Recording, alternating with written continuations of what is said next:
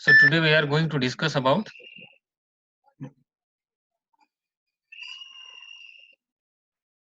Management strategies for reservoir fisheries. तो reservoir fisheries को हम कैसे मैनेज कर सकते हैं, कौन कौन सी स्ट्रेटेजी हम एडप्ट कर सकते हैं so that we can enhance the reservoir production, isn't it? So am I audible to all of you? Yes, sir. Okay. Yes, sir.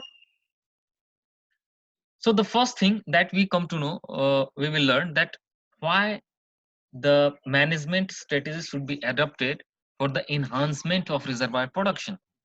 Because as we know, day by day, the population rate is growing in a doubling way, but our water bodies are very limited.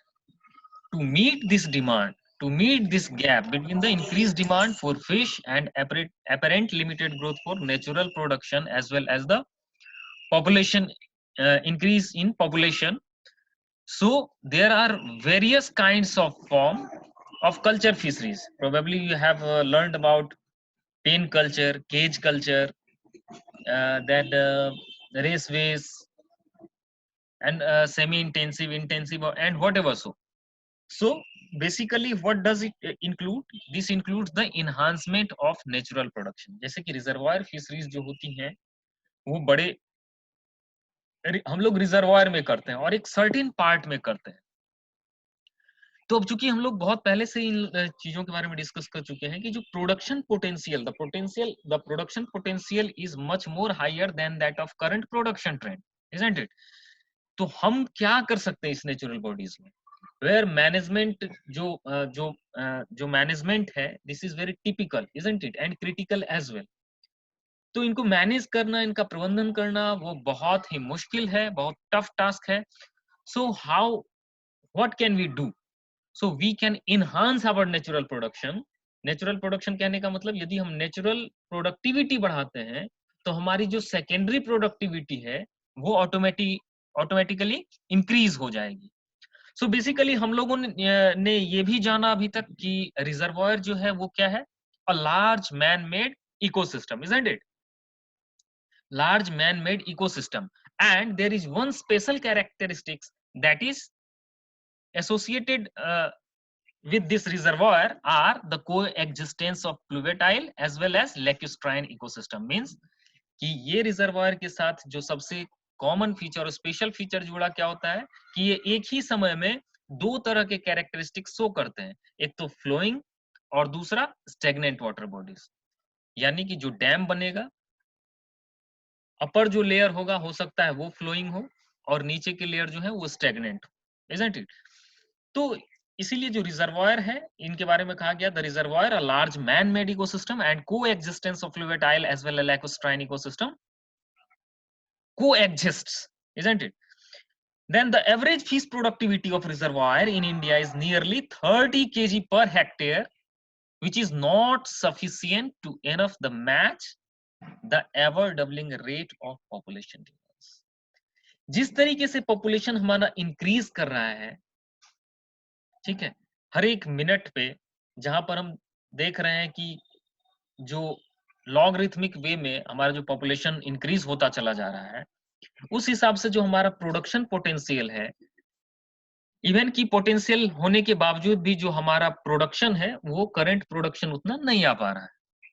तो अभी हम लोग ये जाने कि जो average fish productivity reservoir की है वो कितनी है, 30 kilogram per hectare.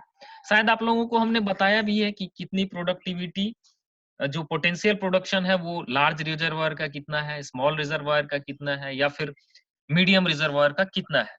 So basically यदि हम एवरेज कैलकुलेट करें तो करंट जो एवरेज फिश प्रोडक्टिविटी इस रिजर्वायर की है वो कितना आ रहा है, 30 केजी पर हेक्टेयर पर ईयर।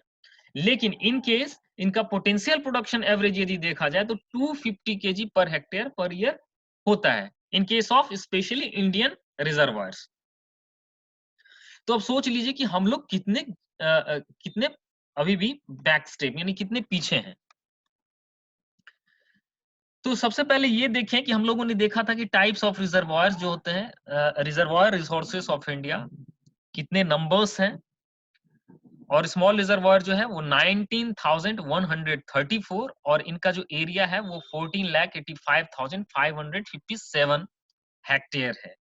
मीडियम का 180 नंबर्स में है और इनका एरिया जो है 5,27,541 hectare and large reservoir is 56 which including the area of 11,40,260 hectare.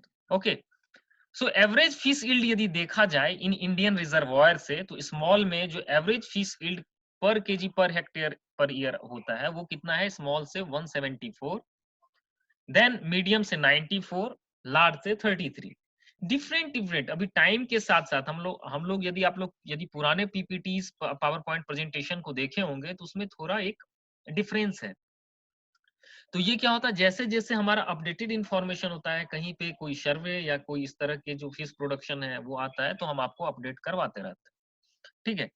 तो ये एवरेज फिश यील्ड है स्मॉल का, मीडियम का और लार्ज का। देन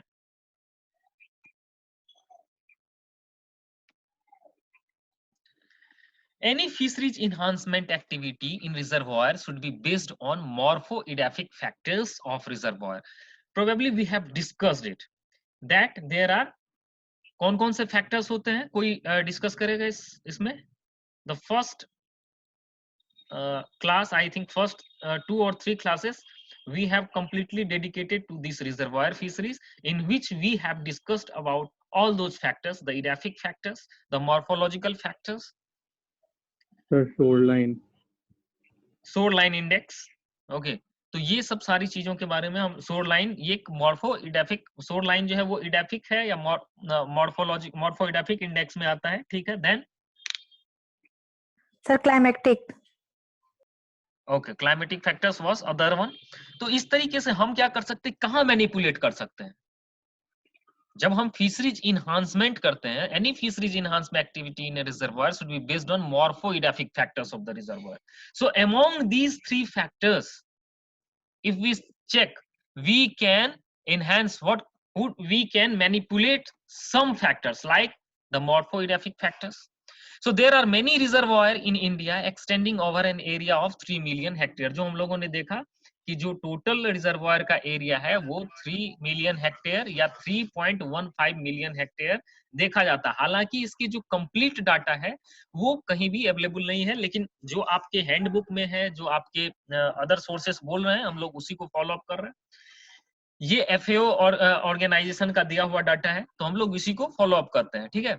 तो 3.15 मिलियन हेक्टेयर लगभग, रफली यहाँ पे हमने लिखा है 3 मिलियन हेक्टेयर जो है वो रिजर्वायर एरिया है, and distributed under divergent geoclimatic, morphometric and edaphic environments. तो जो हर एक जगह के, from Kashmir to Kanyakumari and from Silchar to Gandhinagar means Gujarat, Silchar is the eastern part of Assam. So तो ईटानगर से या फिर आप सिलचर से आप इस साइड चले जाओ गांधीनगर, तो यहाँ के जो जियो क्लाइमेटिक कंडीशन ये कंप्लीटली वेरी कर रहे हैं। तो how can we manipulate, what kind of factors can be manipulated by a person, by a specialist? So basically what written over there, that the average productivity from these reservoirs, from the Indian reservoirs, is nearly about 30 kg per hectare per year, against the production potential how much, 250 kg per hectare per year. So you just see the gap between these two, the present production and the production potential. Production potential means how much we can produce, how much production we can take from these water bodies, isn't it? So the recent strategies adopted in fisheries production are named as enhancement strategies. तो जो सबसे main strategies हम लोग follow up कर सकते हैं किसी भी रिजर्वायर में फिशरीज प्रोडक्शन को इंक्रीज करने के लिए, so that one is enhancement strategy. Enhancement means हम लोगों ने कभी एक रफली डिस्कस भी किया था, स्टॉक इनहांसमेंट, स्पीसीज इनहांसमेंट और whatever so. So we will see, we will check. So the enhancement are interventions. When we discuss about enhancement, so we must know what kind of enhancement. So basically the enhancements are any interventions in the physical or ecological functioning of aquatic resources which are dependent on a series of biotic and abiotic factors. So probably you might know that what should be considered under the biotic factors, what should be considered under the abiotic factors. So basically what we do, we intervene the physical or any ecological function of aquatic resources, it may lead to enhancement. So it must be intervention in a positive way, isn't it? जो intervention है उनको हम किस तरीके से intervene करेंगे कि ये जो प्रोडक्शन है वो फर्दर हमारा इंक्रीज हो जाए, और ये कैसे हो सकता है, आइदर या तो बायोटिक फैक्टर या तो अबायोटिक फैक्टर, यही दो फैक्टर पे हमारे डिपेंड करेंगे। जैसे फिजिको केमिकल पैरामीटर्स के बारे में बात करते हैं, या सॉइल के बारे में बात करते हैं, या मॉर्फोइडाफिक इंडेक्स के बारे में बात करते हैं, या शोरलाइन इंडेक्स के बारे में बात करते हैं, तो इसमें ये बायोटिक फैक्टर है ना? The shoreline indexes are biotic, considered under the biotic factors, isn't it? The soil, the physico-chemical parameters, ठीक है? Clear? आगे बढ़े हम लोग? हेलो? Yes, sir. हाँ, तो एबायोटिक फैक्टर्स कौन कौन से हो गए? सॉइल हो गए, जो शोरलाइन इंडेक्स हो गए, और बायोटिक फैक्टर्स कौन कौन सा हुआ? ये तो हो गए बायोटिक फैक्टर्स। एबायोटिक फैक्टर्स कौन कौन सा हो गया? फिशेस हो गए, manipulation of fish species, manipulations of stocks, these will considered under biotic factors. Clear?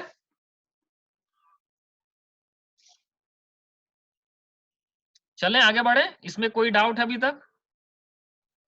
No, sir. ये बहुत गलत है, मैं गलत पढ़ाते जा रहा हूं, तुम लोग भी नो सर कर रहे हैं। How can we do such kind of thing? Sir. Biotic factors always includes the biotic organism, biological organism.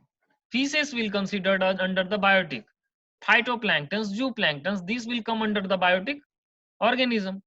हम लोग इसी को बोलते हैं ना बायोटिक फैक्टर्स। और ये बायोटिक Yes, sir. एबायोटिक हुआ सॉइल, और मैं बोले जा रहा हूं, मैं बार बार बोल रहा हूं, but you are very disappointing this one is, isn't it? यदि सिंपली मुझे एनर्जी इन्वेस्ट करना है तो बताओ, मैं पढ़ देता हूँ एक बार और खत्म करते हैं इस क्लास। तुम लोगों को पता है ना, इसमें बताओ, इसमें 90% लोग तो इतना तो समझ रहे होंगे, what are the biotic factors, what are the abiotic factors, what are the component of ecology. जो इकोसिस्टम का कंपोनेंट दो होते हैं, एक biotic ecosystem, abiotic ecosystem. Abiotic factors हैं, बायोटिक फैक्टर्स में क्या कंसीडर होगा, एबायोटिक फैक्टर्स में क्या कंसीडर होगा? Already you have finished, no?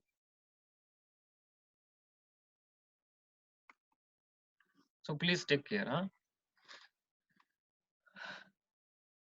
शर्म आई सभी लोगों को कि नहीं आई अभी तक? सर। हाँ बताओ। सर वो था ना उसमें एक point 30% average potential. Sir what if we use the near potential of the total जितना भी 250 हेक्टेयर हो सकता है केजी पर hectare, so will it not harm the reservoir or wetlands in terms of conservation purposes? So why that we have to take care of the both factors, the series of factors we have to take consideration. Okay, what kind of species we will discuss, ठीक है? हम लोग अभी PPT जैसे जैसे slide बढ़ेगी उसके साथ साथ डिस्कस करेंगे किसके क्या एडवांटेज है, क्या डिसएडवांटेज है, what kind of care we should keep in concern, ठीक है? हमें किनका कंसर्न रखना है। बेसिकली जब हम लोग देखते हैं, आप लोगों को जब मैंने आप लोगों को एक सॉफ्ट कॉपी दी थी स्मॉल रिजर्वायर मैनेजमेंट की, आप लोगों ने देखा था उसे? किसी ने Yes, sir. देखा था? So you just go through what are the distinguishing features between these two, the small and large reservoirs. सबसे पहले हमें ये जानना होगा कि दोनों के बीच में डिफरेंसेस क्या है। क्यों स्मॉल रिजर्वायर का प्रोडक्शन ज्यादा होता है when we compare with the larger reservoirs, ठीक है? उसी के बारे में दिया हुआ है। In case of small reservoir, single purpose reservoir mostly for minor irrigation, जो बड़े बड़े कहीं कहीं तालाब होते हैं, या उसको हम लोग बोल सकते हैं कि हेक्टेयर्स में फैले होते हैं, उनको भी एक तरीके से हम रिजर्वायर कंसिडर कर। उनका पर्पस क्या होता है? इरिगेशन का पर्पस होता है, पावर जनरेशन का पर्पस वहां नहीं होता है, ऐसे ऐसे छोटे छोटे जगहों पर। Then dams neither elaborate nor very expensive, built of earth, stone and masonry work on small seasonal streams. तो आप लोग इसको गो थ्रू कीजिए, मैं इसमें कुछ नहीं बताऊंगा, ठीक है।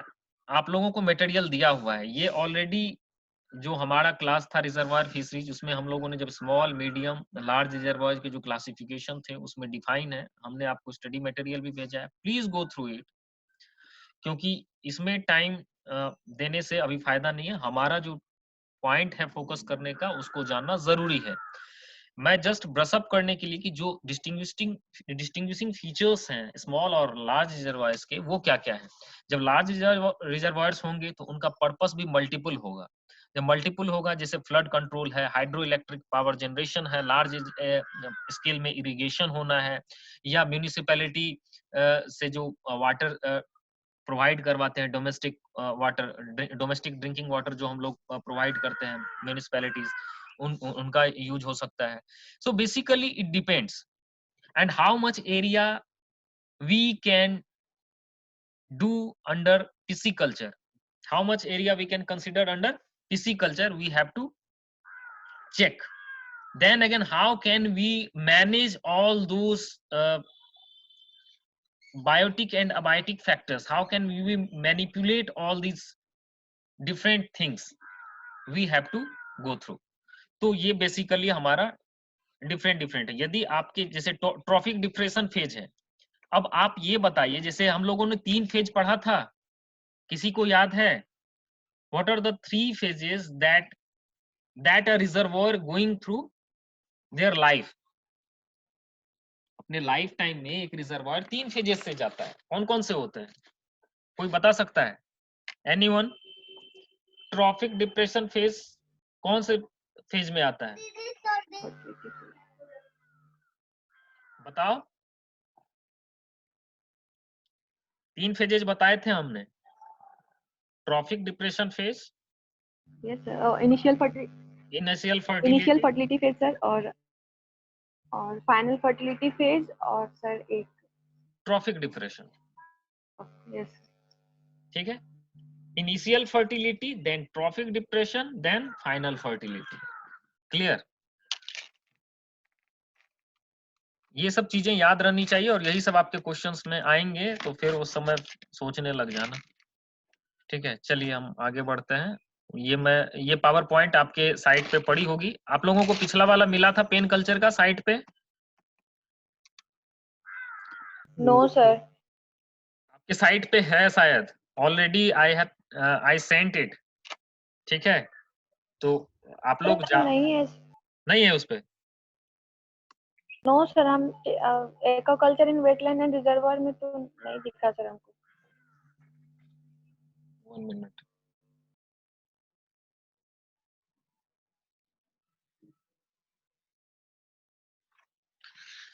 Then there are certain physico-chemical features of Indian reservoirs which have certain range of values.